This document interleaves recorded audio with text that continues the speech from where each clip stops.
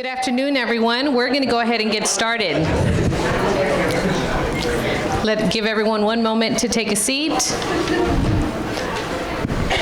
So we're very grateful and thankful that you're here this afternoon. My name is Leticia Dominguez. I am the Behavioral Health Manager for the Bexar County Department of Behavioral Health, and I'm also a licensed clinical social worker.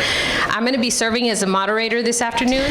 So today's topic, building support systems to help re-entry after incarceration or hospitalization, is a very important topic.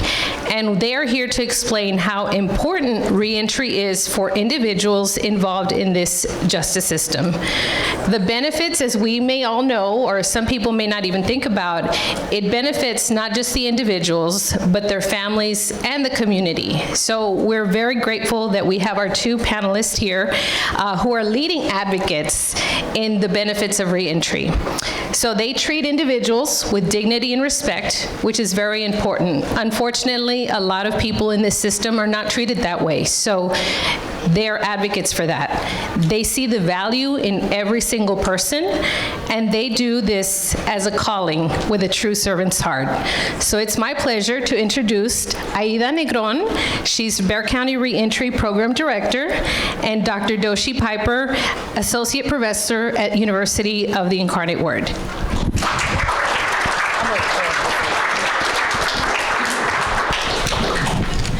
Good afternoon, everyone. I'm gonna just stand right here because I can't sit down and present. I don't know, maybe that's the educator in me, but I have a hard time sitting down and presenting. But like Letty said, I am Doshie Piper. I'm an Associate Professor of Criminal Justice at the University of the Incarnate Word. I am also Associate Pastor of Education at True Vine Church. I do all of their baptismal classes and new disciple classes. And so, before I get into my presentation, I want to take a minute to acknowledge the land that we are occupying. Here, this is sacred ground. I acknowledge the ancestral territory of the multiple indigenous nations that once occupied this space that we call Bexar County. Past and present indigenous elders who for generations have been stewards of this land. I honor the echoes of their plight, and I stand fearlessly with them at this crossroads of new transformation. I recognize that the history of this land is one both of resilience and injustice. And so I just wanted to take the time to acknowledge the land that we are standing on, because it's not our land. I mean, maybe you all's land, your ancestors' land, but it's not my land. And so I don't want to begin this presentation or this talk without doing that. And so I'll start with giving a little bit of background about how I got involved in reentry in Bexar County. So you can go to the first slide. You can stay right here. When I came here in August of 2013 to start my job as Assistant Professor of Criminal Justice at UIW, my research was primarily in violence against women. And I was interested in looking at domestic violence fatalities and looking at the causes and correlates with why individuals die due to intimate partner violence. Needless to say, I didn't pursue that. At the time, and I don't know if it's changed, but at the time I was a newcomer and I didn't know how to infiltrate or penetrate the Fatality Review Board here in Bexar County.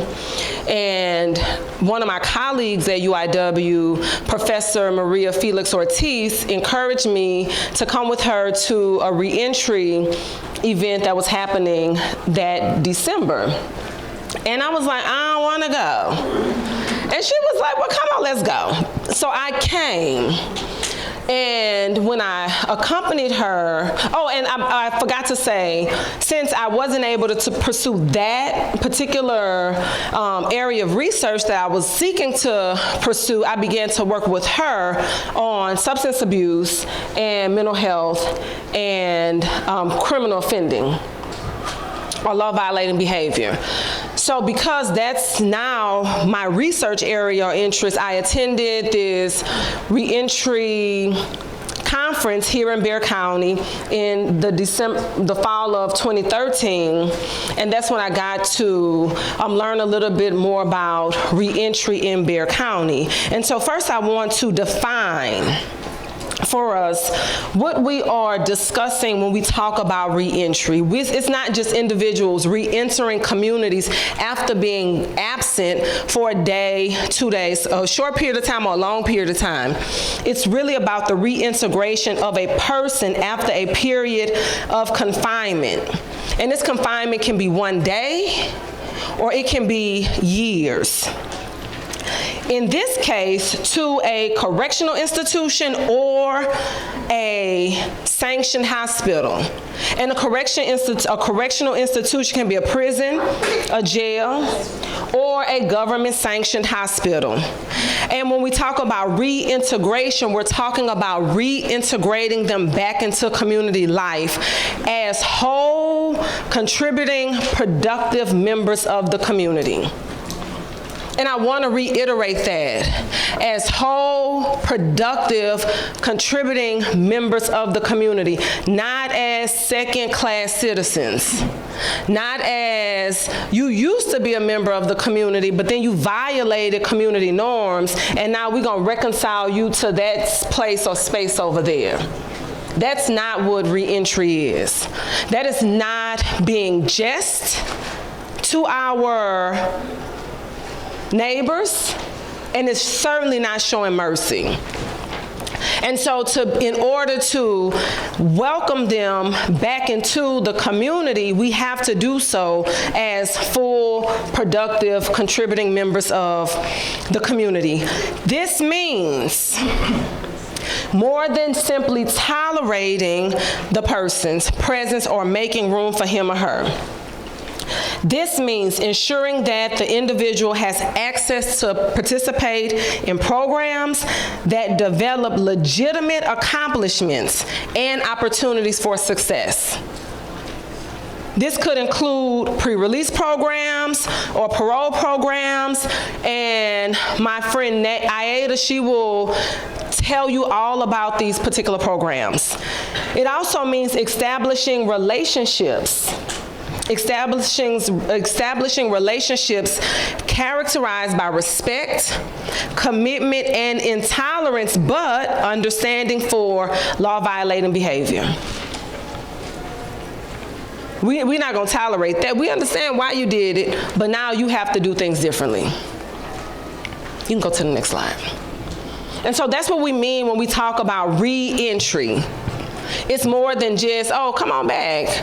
It is, come back and we are going to get you reaccustomed, reacquainted to the way things work on this side. So, Bexar County 10 years ago did not look like it looks now. And I think this was about the time that Gilbert was starting his job at Center for Healthcare Services. Is that correct? Is that correct? All right, because that's about the time I got here. And so in Bexar County, there are approximately 7,000 offenders on state supervised supervision and 30,000 individuals that are on probation. So this is about 37 to 40,000 if we round up individuals who are on community supervision. And this is not including like pre-trial, pre-release individuals, which is a whole nother segment of the community. These are only individuals who have gone to prison and have gotten out on parole or have gotten sanctioned to adjudicated to probation. So at the time, and this still may be the case, there were no state-funded halfway houses operating in Bexar County. And I don't know if that has changed since 2013, 2014, but that's the way it was at the time. And when we looked into it, it was the way Bexar County laws are set up does not accommodate the way in which the state of Texas grants contracts to halfway houses, state-funded halfway houses. And this dilemma was caused by the amount of staff to client ratio that the state will fund versus what the city and the county require facilities to have in order to operate. And it was a dilemma. It was a dilemma. I mean, we have codes and ordinances that says this is what the staff to offender ratio is, and the state is like, well, that ain't what we pay for. So we just didn't have any. And so I'm glad that now we are making contracts with other reentry providers like Crosspoint through Bexar County, the various specialty courts and those things, but at the time we didn't have any. So, and the burden of reentry really did fall on the county. It fell on the county, and at the time, you can go to the next slide. At the time, I believe Tommy Atkinson was the county commissioner over Precinct 4, and he had spent some time at the state, so he knew what corrections looked like from the Texas Department of Criminal Justice point of view or perspective. And then he knew how many people were entering the TDCJ system from Bexar County and returning to other places, not Bexar County, not the county that sent them to prison, but to other places because we didn't have state-funded halfway houses. So now you have to abort or abandon all of the treatment, all of the new practices, the skills, the tools you learned to reintegrate into society as whole productive contributing members in Harris County or in Travis County or in another county, not Bexar County. And once that's over with, they leave, they come home and they be with their family. And now we have to start that process all over again. Finding new employment, if they are not eligible to stay with their families, finding housing, and it really did become an issue. And so he established the Bexar County Reentry Council to look at this dilemma. And it was comprised of 7 committees. They had substance abuse and mental health services, housing and social services.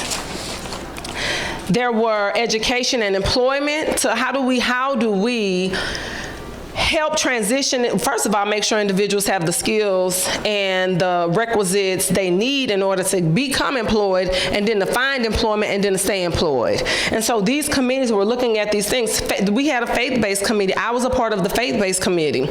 I'm gonna tell y'all a secret. In the beginning, I was a little bit offended about that. They just put me on, we're gonna put you on the faith-based committee. And then when I got past because I work at a Catholic school piece, it was a treat. It was the best thing that could have ever happened to me because I had an opportunity to look at the resource that was available to faith communities in order to help individuals transition back into, my time is up. Oh, okay. All right. Houston, we have a problem.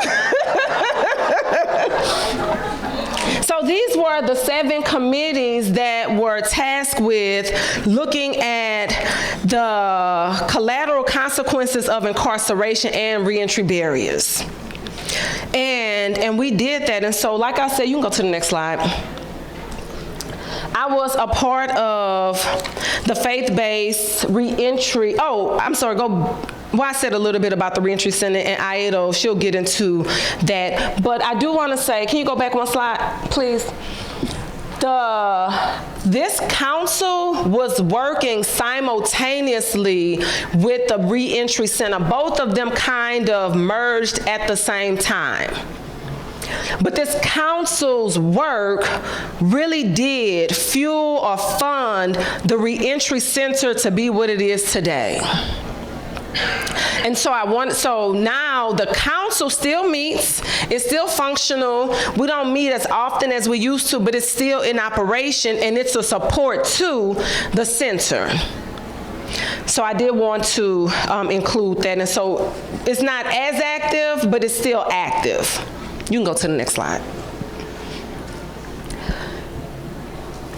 Again, I was a part of the faith-based reentry committee. This committee was comprised of leaders from both faith-based organizations and programs, and also faith-based organizations and also faith-based programs to assist the council with reentry needs of justice-involved individuals the organizations and the programs who really express their faith in the way of service delivery. How do we express our faith as people of faith? By serving others. And so the members of this committee, and I know that I'm leaving, this is not an exhaustive list, but these were the members of the organizations and programs that I could remember when I was preparing this presentation. But Ministry of the Third Cross was a real big driver of the work of the committee. The Archdiocese of San Antonio, especially Deacon Bob, who does like prison ministry. Temple Ministry Baptist Church, the University of the Incarnate Word, of course, Chrysalis Ministry, which at that time was Bexar County Detention Ministries, and they're still very active in both the council and in reentry. And then, of course, True Vine Church, where I am a disciple. And so what we used to do as a committee is we would have these reentry forums, these reentry events. And so we would plan events as the committee, and we would provide reentry individuals, formerly incarcerated individuals, with the resources that they needed. And we did that a few times, and then, and I'm not sure if he's in the room, but my overseer at the time, who's now my bishop, posed a question to the congregation. We had a member who was on probation, couldn't work. This young man was selling Mary Kay. And it was shocking to me because he was willing to do anything that was legal to generate revenue for his family, because he did not want to go back to offending. And because he was having such a difficult time, Bishop Alexander asked, like, what is the role of the church in reentry? So I brought that question back to the council, to the committee, and we began to organize reentry forums. You can go to the next slide. Oh, it's out of order. I talked about this place. Next slide. All right. So these reentry forums became the Nehemiah Community Reentry Project. I talked about this a little bit. But what this project was, it was an answer to that question posed by Bishop Alexander, a member of the committee. He wanted to know what was the role of the church in reentry. And so this question began a conversation between True Vine Church, neighboring churches, UIW, and the Bexar County Faith-Based Reentry Committee. And the outcome was a collaborative effort to address reentry. Next slide. So we had these reentry forums. The forums addressed the role of faith-based institutions' participation in reentry delivery. It was to reinforce the values of resiliency of faith. We assess reentry needs and organizational abilities to deal with immediate reentry needs. Were the right service providers at the table for what our returning citizens needed in order to resume their lives?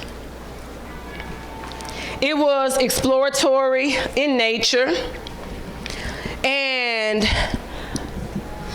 it really focused on the conversational piece, really focused on the elements of restorative justice and reintegration. So we invited formerly incarcerated individuals to come and tell their stories. How is it that you survived? They call this in criminological literature desistance scripts. How did you desist from criminality or offending? What did you do? What were the stories you had to tell yourself in order to stop offending? And things you had to do. Cognitive transformation was the goal of the forum piece. And then over food, y'all know you break bread with people, they get comfortable, get to talking. So over food, we had circles where we mixed it up. We had formerly incarcerated individuals, service providers, and we had family members together talking about what their reentry needs are. And the outcome was they really needed practical and material help, but they also needed moral and spiritual assistance. But we heard from them, we let them tell us. You can go to the next slide. Oh, okay, I'm gonna hurry up. So, you can go to the next slide. So these were the organizations who participated. There was 18 community nonprofit organizations, or what Aida would call community partners. There were 2 advocacy groups, 11 religious organizations, 3 organizing organizations. I believe COPS Metro, NAACP, and LULAC were the organizing organizations. And then 2 media resources, because we had to get the word out. And so I know we partnered with, I don't remember who the media providers were. But so in year 1, we had 66 participants. In year 2, 125, and in year 3, we had 250. So each year we grew. Each year we grew. And so these were the participants, these were how many people signed in, and those we had out of that, this number actually filled out the survey that you all have about this class, this training, this workshop.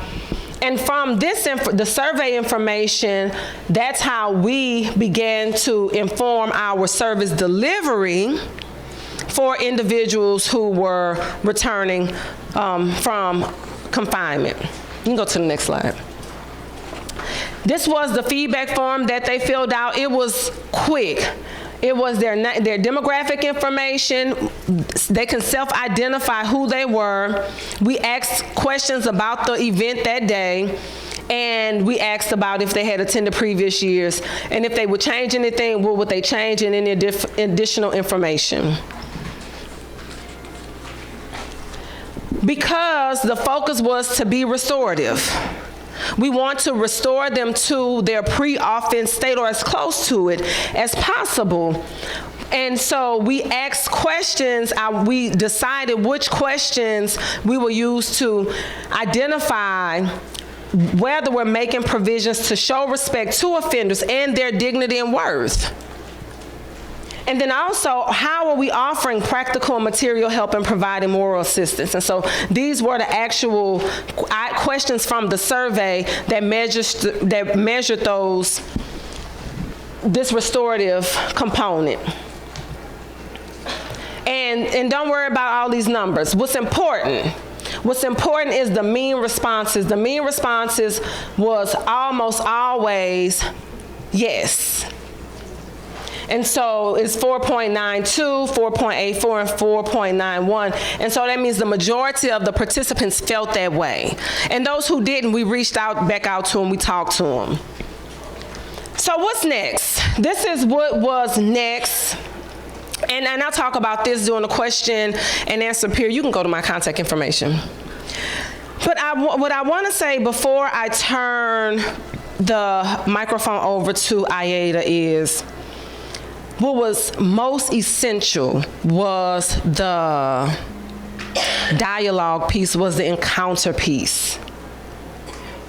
It was good, it was cool for the participants that showed up to hear, other people's redemption scripts and how they made it, how they survived. But what was more impactful was for them to feel like they were heard.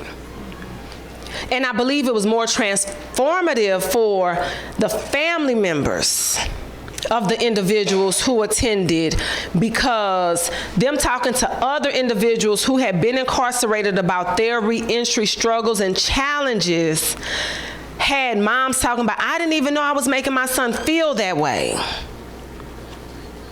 And they were able to then now change first make amends, apologize, acknowledge your shortcomings, and then change the behavior. And we've been working together since 2013, assisting the Reentry Center figure out what are the needs for our community members who are returning to our communities. Thank you.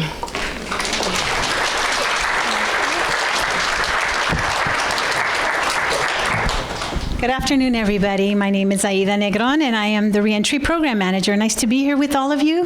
Are y'all feeling hopeful? Pathways to hope? Everybody getting hopeful? Well, good, because I want to bring hope too. And I just want to acknowledge those of you who work in the mental health department at the Bexar County Jail. Would you please stand up if you work at the Bexar County Jail and you work in the mental health department? These are my former... Thank you so much. They're so shy. Look, she's turning red. And the reason I want to acknowledge them is because I did grow up in the jail. I graduated from Our Lady of the Lake University, and my first job was at the Bexar County Jail. So was there for many, many years. And I want to acknowledge them because they do a hard job. And so thank you for acknowledging them. Before I retire, I'm going to try to say, let's have you know how there's a donut day and a best friend day? Let's have a mental health jail day where if you work at the jail, you get a donut. So want to let you know that, is my PowerPoint up? Oh, you're putting it up. Awesome. So just to let you know, we fall under the Bexar County Office of Criminal Justice. So if you're looking for us on our website, or if you just want to know that information, we do fall. We're under the 9 departments under the Office of Criminal Justice.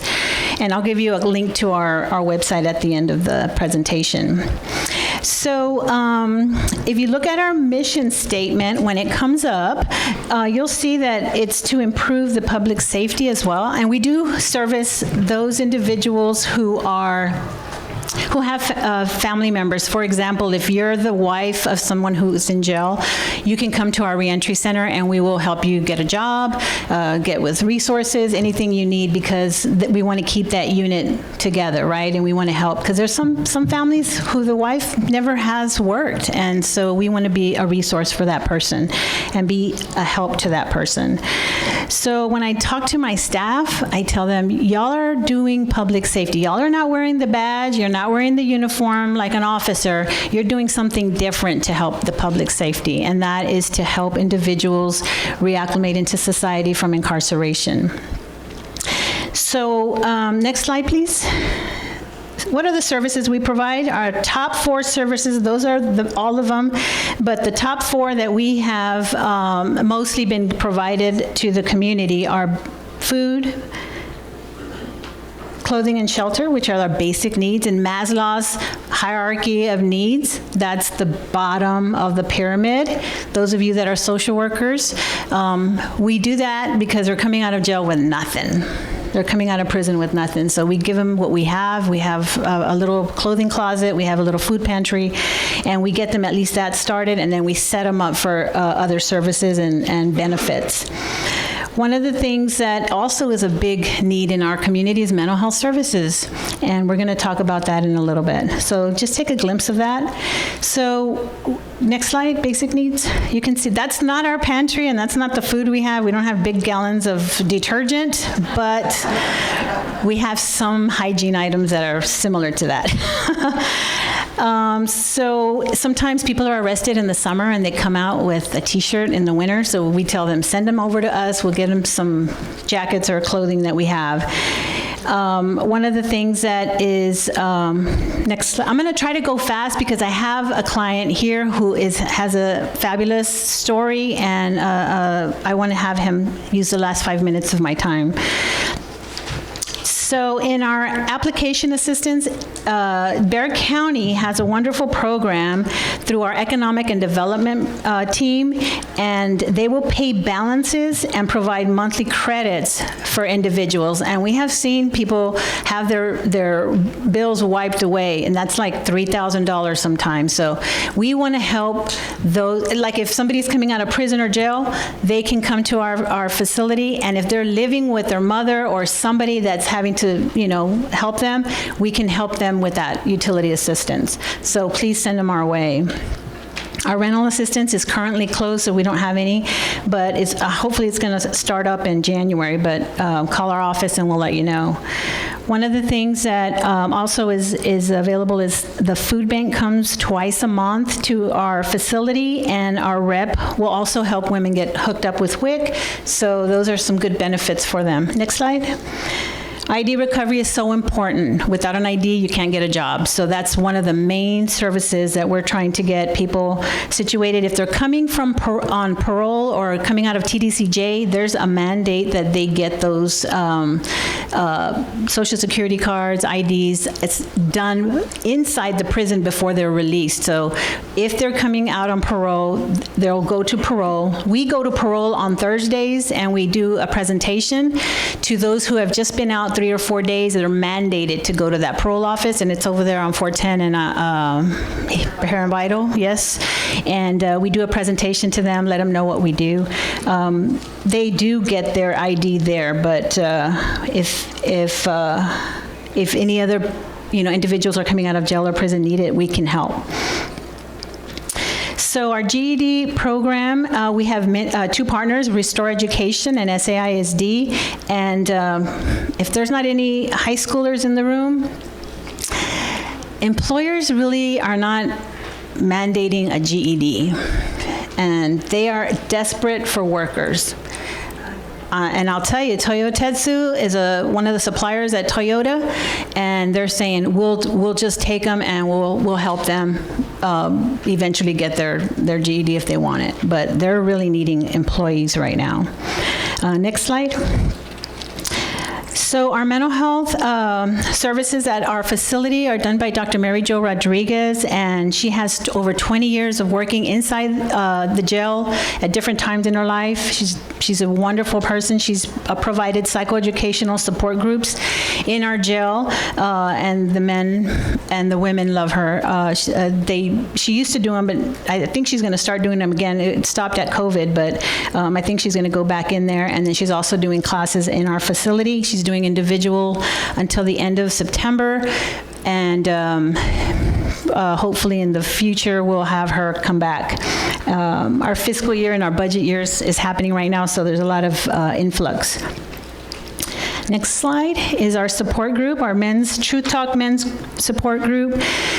So when I used to work in the jail, we used to have a program called PATCH. PATCH stands for Papas and Their Children. And we used to bring the children in on Saturdays. They used to visit with their dads, hug and hold them, love on them on Saturday.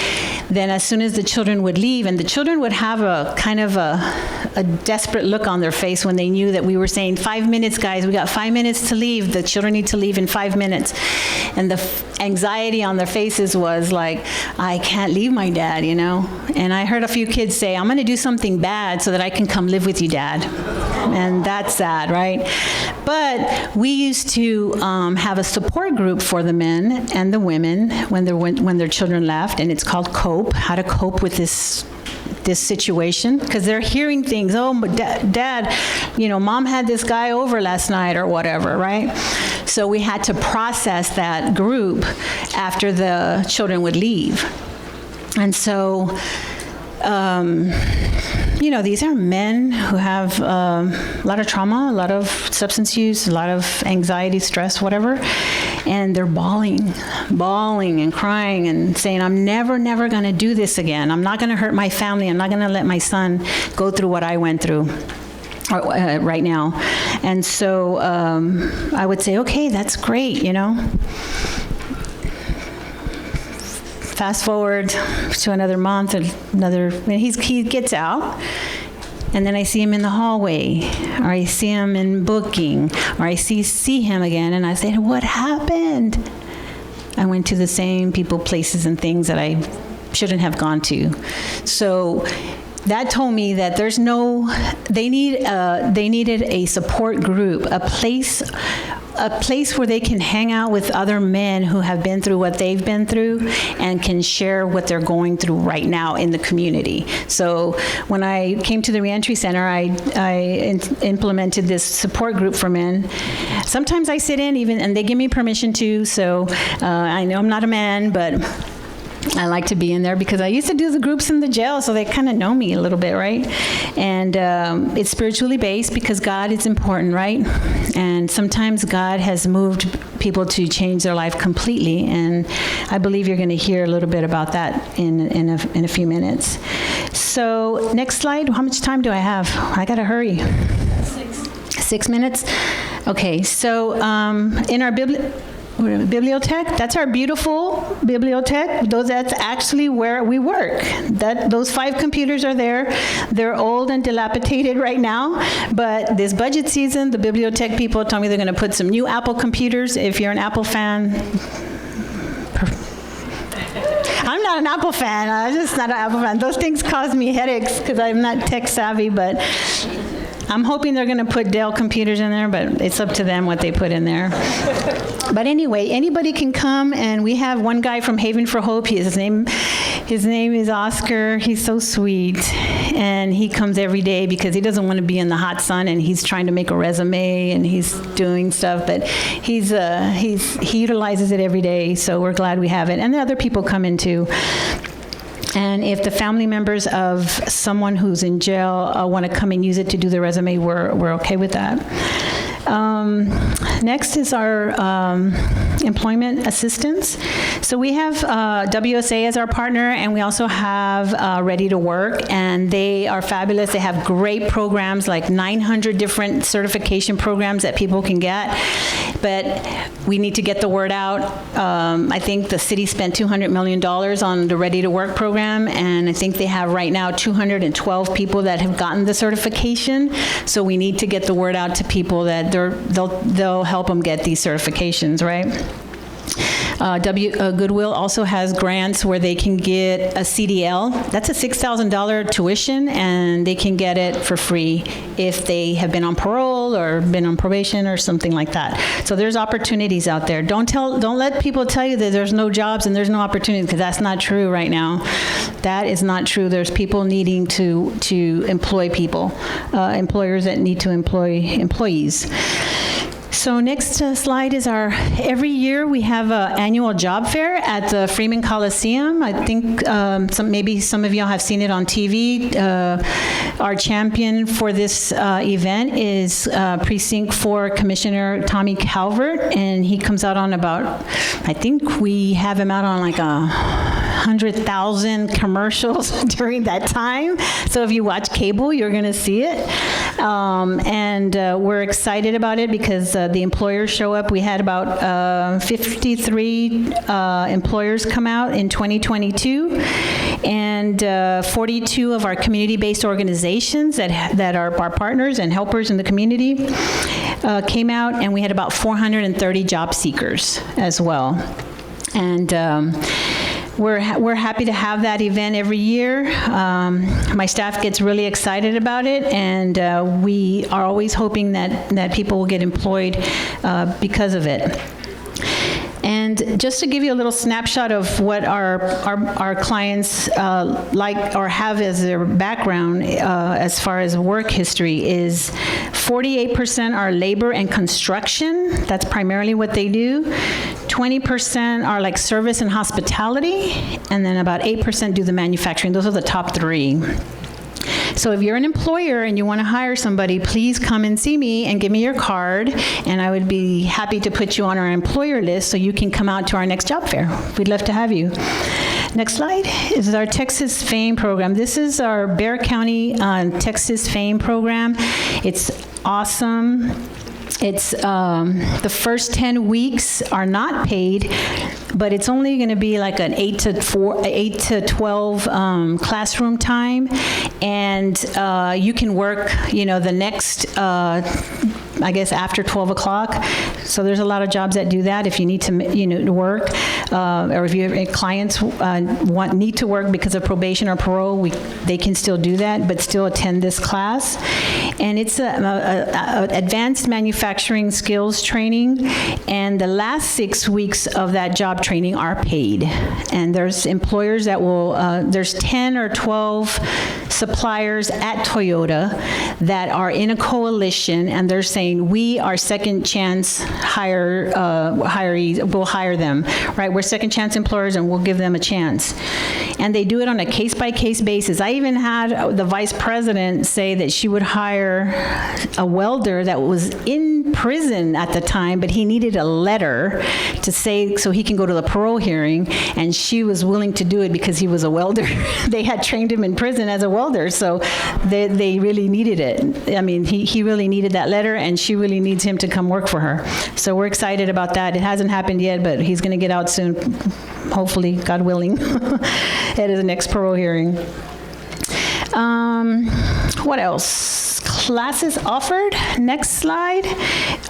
We have a pre-MRT in our BIP program, which is Batterers Intervention Prevention Program, and our MRT, which is Moral Recognition Therapy Program, are both the ones that are court mandated. So judges will send them to get those classes. Those are going to help with cognitive restructuring as far as MRT is concerned. You have to score at least I guess 4 or 5 on the proxy in order to get the MRT class. And then the BIP program, of course, any kind of domestic violence, that's the class that they send them to. Next slide. So those are some of our community-based organizations and partners that we work with. We're very blessed in San Antonio to have so many community organizations that want to help our guys and our women. In fact, many jurisdictions come to our facility to see what we do in San Antonio. I know Leticia was very instrumental in bringing the National Association of Counties in January, I think, and they came to see everything that we do in our criminal justice arena, and came to the Reentry Center, and they all gave us great reviews that we were doing something positive. So if you're from another state, please see Leticia. She'll tell you what we do. All right, and so the last slide is a QR code, and if you would take out your cameras and take a look at that, that's our Find Help link, and that's what is like the guru of all gurus. It's a way to find resources in your zip code. So if you have a client that needs help, you can put their zip code in and then look up reentry, and then our link will come up, and you can send us information about the client, and Damien will get that email, and he'll reach out to that client and get them the services that they need. Okay, now I want to introduce you to Alfredo, he likes Alfredo.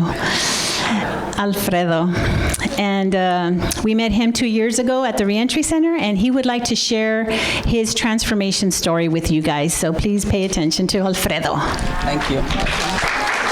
Hello. My name is Alfredo Martinez, and I am a humble and grateful recovering addict and alcoholic. I had 35 years of active addiction. I was in a very dark place. I lost my home, my family, my children. I lost everything to my addiction.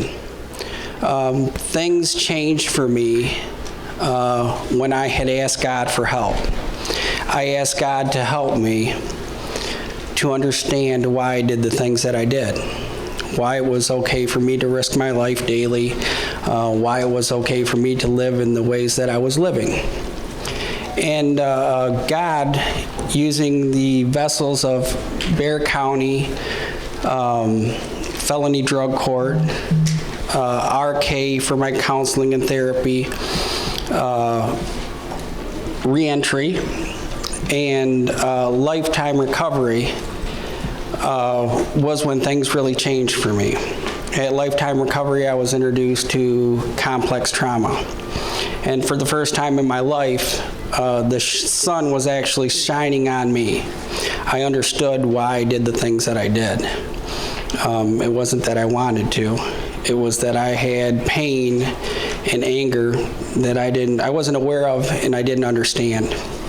And that was really when healing began for me and my recovery.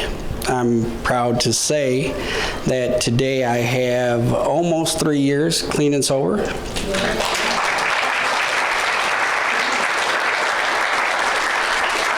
I have a house, a car, a job, a beautiful wife, and I have my family back. And I want to say most of all that I want to let everybody here know how much that I appreciate what Bexar County and y'all do for us. I am one of your success stories, and it does work. Thank you.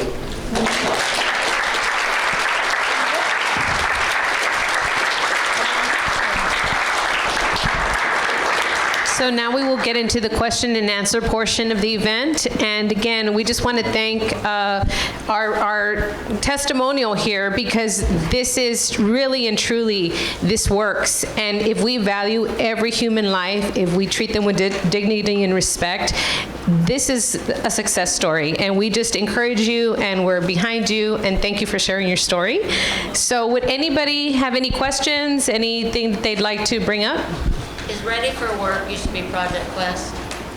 That's a good question. I don't think so. No. The question was, is Ready for Work, did that used to be Project Quest? No, Ready for Work evolved out of the pandemic, and they were behind it, like getting the funds, but it's not Project Quest. Mm-mm. I have a question. Yes, 2 questions, if you don't mind. The first one was on the support group for the men, the truth talk. Does that also apply for those that are out on parole? Yes. Because my son is on drugs and he needs help desperately. I try to be kind with him, we pray with him, and we're faith-based, we're Christians. My children are wonderful, but my 34-year-old, he was incarcerated for 11 and a half years, and he is just, and his parole officer is not helping. We told her, they're just not caring, I guess. He fails drug tests, and they're just not doing anything. And he's had just this year alone, he's had maybe at least 3, maybe 4 accidents. There, I know they're gonna come back and bite him later, but right now he's still driving, he's still climaxing, he's still doing drugs, and it's a very difficult situation for us. I allow him into my home, and I just pray for him, and I invite him back, and my sons and I pray for him. I have a 9 and a 16-year-old. They're very influential, great children. But my 34-year-old, and he's such a good guy. He used to be with Jesus. He used to, as a high school student, he used to, all the students would come in because he was always in Bible studies. He was always at church, always helpful. But after his incarceration, he just, I don't know what happened. Are you thinking that he would attend the Truth Talk Men's Club? That's what I was thinking. Yeah, and also helping him get a job, a real job, not this Uber stuff that he's been on. Because those guys, all those workers, all those people he's picking up, they're giving him things for free. Oh, try this, and that's how he got hooked. It's free, and once they get you on it for free, then you're lost forever. Yeah. And it's been such a struggle for him. Here, I have our brochure here. You're welcome to take one and pass it along. So we're passing out brochures for the Reentry Center.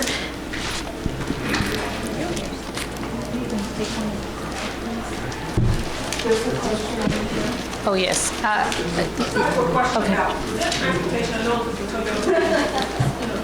Yes. The transportation from that place, and the transportation in the city, like bus passes or any type of something to get So the bus, that's a big situation, right? So the bus passes 2 miles from the door at Toyota Tetsu.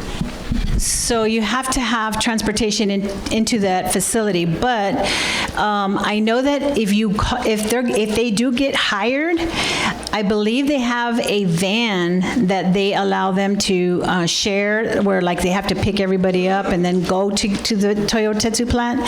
So they could possibly get involved with that, and I think it's $100 a month that they have to pay for that service to use the van. I think it's still going on. They also pay, do they do bus passes for those that are in the city trying to work? Yes, yeah.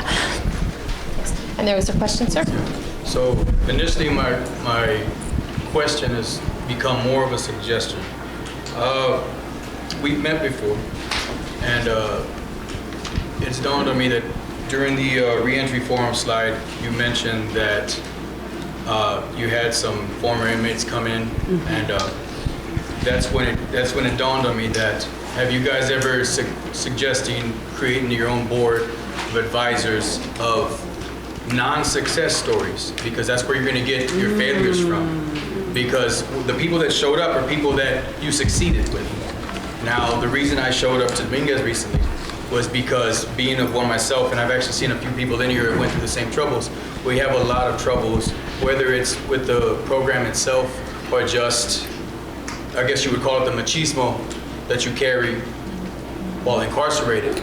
Now, for the mental health professionals, even they might see less people because of that same machismo. There are certain things you don't want to be labeled as mentally ill, and especially in prison. You don't want to end up at Jonay, you don't want to end up at Jacqueline, whatever that unit is. Though that labels you as the little bus rider. With those challenges involved, the suggestion is you might get a better understanding of how to approach and get a higher percentage of success with the individual or inmate if you heard from the people that did not do well or did not use the reentry program. So, I'm open to anything, but how do you get them to perform? I can tell you another gentleman in this crowd right now that works, or two other gentlemen that I'm looking, I just saw right now, that I can directly say work within the community, are very involved with people like that. We can round those up for you. I mean, I'm not about pointing fingers, I'm about advocating for change. Yeah. Right. Absolutely, because the only way to get better is we find the solution. Yeah, I would love to talk to you about that, absolutely, yeah. And I'm sure Yeah, and I was gonna also suggest that we could, some of the community-based partners could use, we could donate our space so we could hear from them, figure out, because they may not be comfortable with going down to, that's the police, that's the ops, that's the system. But we can work it out, certainly. Or we can go to you because you work in that community, right? Absolutely, that's why my concern is what it is, because roughly I work directly with the homeless community. Right. Roughly 30% of the people I see are fresh out of prison, jail, state jail, you name it. They come with their badge, and the only thing that I ever hear, I'm not saying that's exactly what they're being told, the only thing I ever hear is the reentry program said that I can get my ID and birth certificate and social security card with that, and that's not true. With today's rules and regulations with the government, that's entirely not true, and then they end up out on the streets, they end up without anybody, and one of you guys actually mentioned that their families are miseducated as well. So I mean, you can approach the family, but the individual himself is being miseducated, and there's a lack of And be that bridge between the individual and the family. Sometimes that's the problem. Sometimes a lot of times they don't even have family. Yeah. So we have another question back there, It's sir? just that I worked with the American Indian Fund for 5 years, and I went through all those like Tony Carver's, Burke County, Second Chance Opportunity. My first one was with the Catholic Charities on French Place, and then I started going on Thursday to the early release class, very vital. Eventually, I ended up going on Mondays and Tuesdays to Guadalupe Street and very vital for the employment class. But one thing I noticed was my job at American J Forum, we survived by just job placement. And I was lucky that I got through Texas Department of Community Justice, and they would send me the people that wanted to work. And one problem I noticed, I said ID recovery, but I don't know about Bexar County. I was never able to get through Comau, the street going into that place. But IDs and social are very important when as soon as they get out, because sometimes it was in transit or nobody could find it, and that was a barrier. The employers, second chance opportunity employers were waiting for them. They would get frustrated because where's my ID? I mean, American GI would accept the TDCJ because it was a state issue and I had the photo and the date of birth, but some employees didn't. Yes. And I mean, it's a continued stigma to show up for a job and show your offender ID. You know, so it's an additional barrier. And I do know that the state and the county have been trying to work with the Social Security Administration and the courts to expedite birth certificates and Social Security cards. I mean, you have anything else to add? So we have, the medical record is a very important document as well. So if you can tell your guys to go get that first and then come to the reentry center with it, then it's better. But right now, we're 3 weeks on appointments, so they have to call for an appointment first and then make sure that they come with that document, because that medical record is very helpful in getting their ID reinstated. Ma'am, you had a question? That's what I wanted to ask. Who calls for the appointment? Like my son is right now incarcerated. Who's gonna call for the appointment? And how long is it gonna take? Let's say he's gonna be released next week. He really needs to go there. Is it going to be like in 3 weeks later? Or? So we go into the jail, but to do presentations. So if your son is still incarcerated, you know for sure he's going to be released? We don't know. See, it's up in the air? His trial was rescheduled, and that's what I was wondering, because he was homeless when he got arrested. I don't want him to be homeless again after being released. I don't want to say, okay, now you're released, go.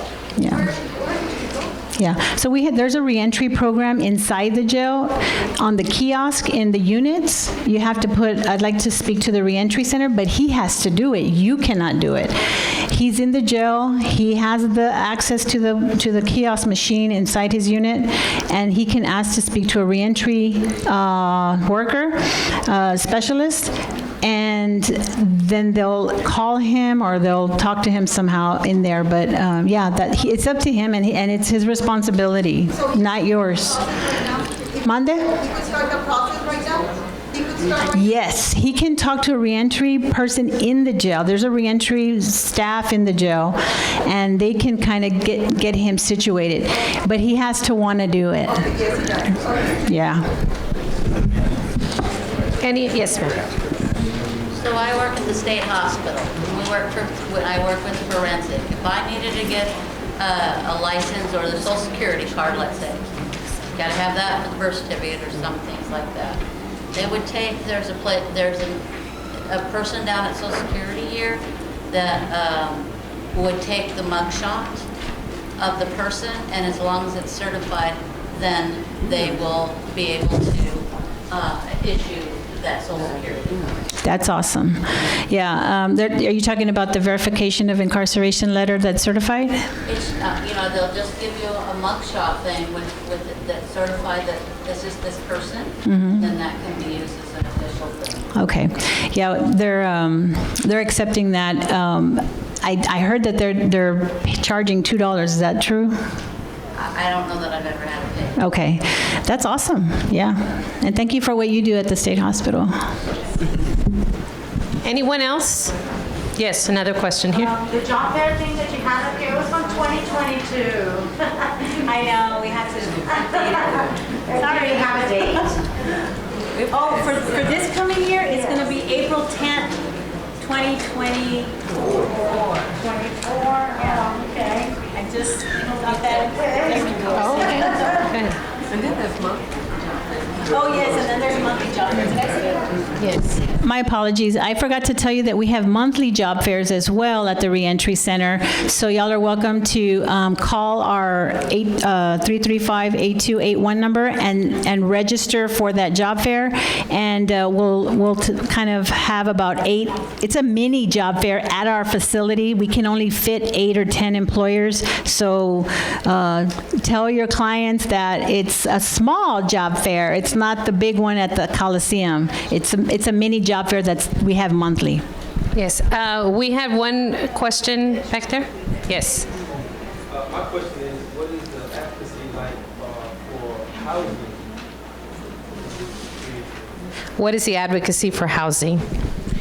So we try to work with a lot of the Oxford homes, and we just met, we also kind of partner with Sarah, and they have a monthly collaborative meeting that we try to attend to learn more about what's going on in the community and programs that are available.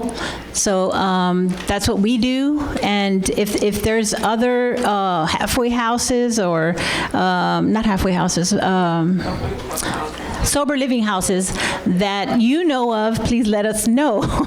We'd love to partner.